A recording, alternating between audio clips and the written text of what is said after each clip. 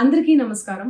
నిన్న ఏదైతే నా బర్త్‌డే పార్టీ జరిగిందో, ఒక చిన్న ఇంట్లో పార్టీ లాగా, ఒక ఫ్యామిలీ ఫంక్షన్ లాగా జరుపుకోవాలన్న ఒక ఉద్దేశ్యంతో ఆ రిసార్ట్‌లో మా అమ్మానాన్నల కోరిక మేరకు, మా అమ్మానాన్నలతో కలిసి, మా ఫ్యామిలీ మెంబర్స్‌తో కలిసి నేను జరుపుకోవడం జరిగింది.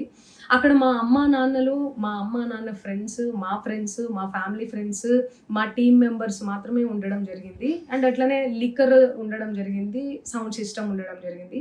సో, సౌండ్ సిస్టమ్‌కి, లిక్కర్‌కి పర్మిషన్ తీసుకోవాలని చెప్పి నాకు అస్సలు అవగాహన లేదు. ఐడియా గూడా లేదు. అది అనుకోకుండా సడెన్‌గా ప్లాన్ చేసుకొని ఎళ్ళిపోవడం జరిగిందక్కడ.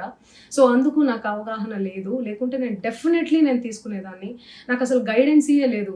ఎవరన్నా గైడ్ చేషినా గూడా నేను పర్మిషన్ తీసుకునేదాన్ని. లేకపోతే నేను ఎందుకు ఇలా తెలిసి చెయ్యను గదా!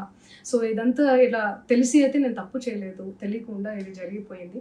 అండ్ అక్కడ లోకల్ లిక్కర్ తప్ప అసలు వేరే ఏ ఇతర పదార్థాలు, మత్తు పదార్థాలు గాని వాడడం అసలు జరగలేదు. అక్కడ దొరకలేదు గూడా పోలీసులు సెర్చ్ చేషినా గూడా.